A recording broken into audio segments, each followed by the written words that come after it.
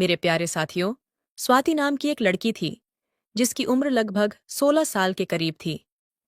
एक दिन स्वाति अपने कमरे में सो रही थी कि अचानक उसके कमरे में उसका चाचा आ गया। उसके चाचा ने स्वाति के साथ अश्लील हरकतें करनी शुरू कर दीं और उसके साथ छेड़छाड़ करने लगा।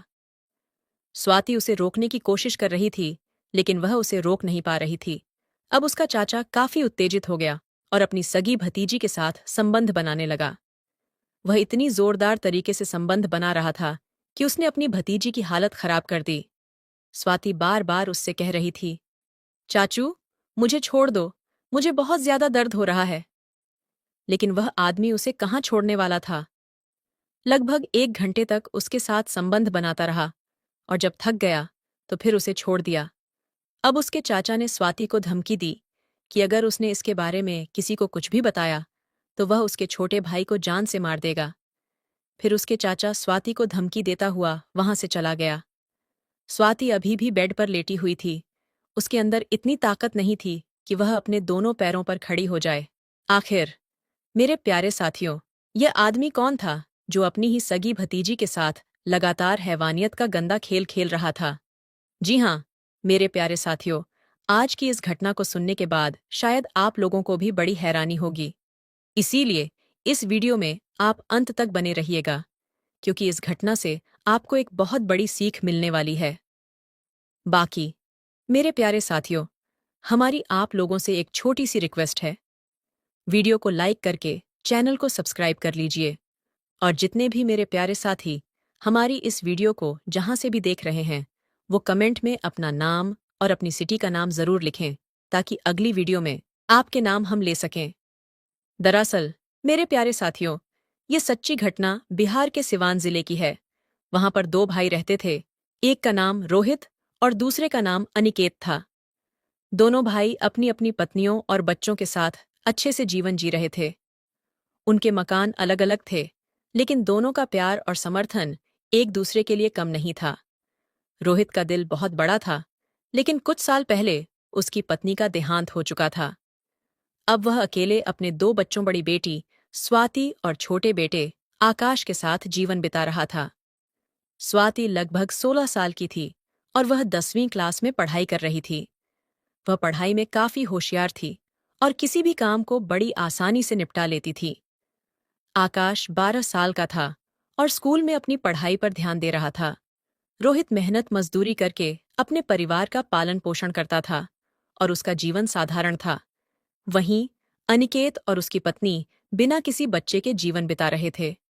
अनिकेत सब्जी बेचकर अपना और अपनी पत्नी का पेट पालता था, लेकिन उसकी एक आदत थी दारू पीने की। वह अक्सर नशे में घर आता था, जिससे उसकी पत्नी हमेशा नाराज रहती थी। एक दिन अनिकेत और उसकी पत्नी के बीच इतनी बड़ी लड़ाई होती है कि उसकी पत्नी मायके चली जाती है और अब अनिकेत अकेला हो जाता है। कुछ दिन बीतते हैं और फिर एक दिन अनिकेत अपने घर के आंगन में बैठा था। तभी उसकी नज़र स्वाति पर पड़ती है। वह देखता है कि स्वाति अब जवान हो चुकी थी और बहुत सुंदर भी लग रही थी। अनिकेत के मन में गंदी सोच घुस जाती है और वह स्वाति के बारे में गलत विचार करने लगता है। वह एक गंदा प्लान बनाता है जो रिश्तों को शर्मसार कर दे। एक दिन उसे मौका मिल जाता है। वह रोहित के घर जाता है, लेकिन वहां कोई नहीं था। सिर्फ स्वाति घर पर अकेली थी। रोहित मजदूरी पर गया था और आकाश भी बाहर खेल रहा था। अनिकेत धीरे धीरे स्वाति के पास आता है और उससे बात करने लगता है। बातों बातों में वह स्वाति के साथ अश्लील छेड़छाड़ करने लगता है। स्वाति इसे मजाक समझती है, क्योंकि उसे पता था कि वह उसका चाचा है। लेकिन धीरे धीरे अनिकेत की छेड़छाड़ बढ़ने लगती है। जब स्वाति को यह गलत लगता है तो वह अनिकेत से कहती है, चाचा, आप यह क्या कर रहे हो? यह गलत है। लेकिन अनिकेत उसे समझाता है, बिल्कुल कुछ नहीं है बेटा, मैं तो बस मजाक कर रहा था। इसके बाद वह वहां से चला जाता है, लेकिन वह फिर से स्वाति के घर आने लगता है और लगातार वही गलत काम करता रहता है। एक दिन जब अनिकेत स्वाति के साथ कमरे में बैठा था और वह फिर से छेड़छाड़ कर रहा था, तभी आकाश वहां आ जाता है। आकाश अपनी बहन के साथ यह सब होते देख गुस्से से भर जाता है और अनिकेत को गालियां देने लगता है। अनिकेत को गुस्सा आता है और वह आकाश को बुरी तरह पीटता है। वह उसे इतनी जोर से मारता है कि उसकी पीठ पर निशान पड़ जाते हैं। जब स्वाति अपने भाई को बचाने के लिए आती है तो अनिकेत उसे भी मारने लगता है। फिर अनिकेत स्वाति को धमकी देता है, अगर तुमने इसके बारे में किसी से कुछ भी कहा तो मैं आकाश को जान से मार दूंगा। धमकी देकर वह वहां से चला जाता है।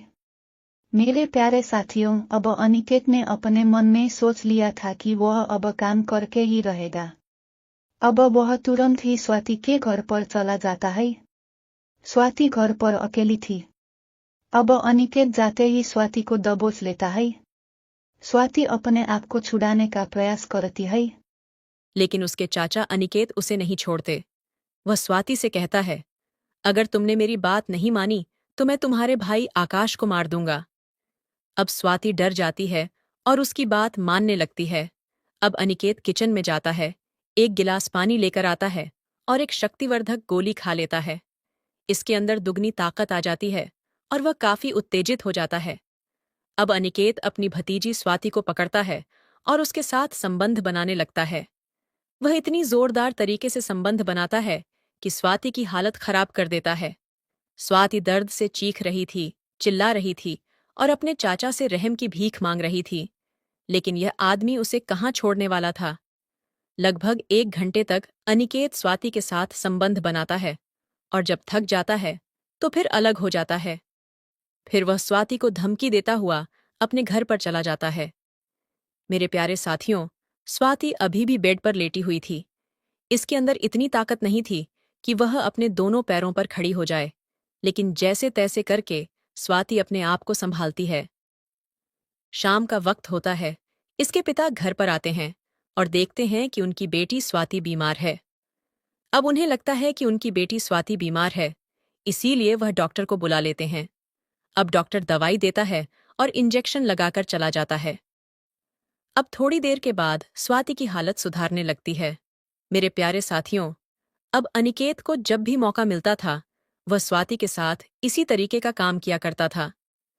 एक दिन अनिकेत स्वाति के कमरे में उसके साथ संबंध बना रहा था, तभी पीछे से आकाश आ जाता है। वह अपनी बहन के साथ यह सब होता हुआ देखता है तो आग बबूला हो जाता है और अपने चाचा अनिकेत को गालियां देना शुरू कर देता है। फिर उसका चाचा, जो अनिकेत होता है, वह फिर से आकाश को मारने लगता है और उसकी कमर लाल कर देता है। फिर दोनों को धमकी देता हुआ अपने घर पर चला जाता है। ये दोनों भाई बहन डर जाते हैं और किसी को भी कुछ नहीं बताते। मेरे प्यारे साथियों, एक दिन रोहित अपने बेटे की कमर पर देखता है कि उसकी कमर पर कुछ निशान है। अब वह अपने बेटे आकाश से पूछने लगता है, तुम्हारी कमर पर यह निशान कैसी है? अब आकाश बिल्कुल डरा हुआ और सहमा हुआ था।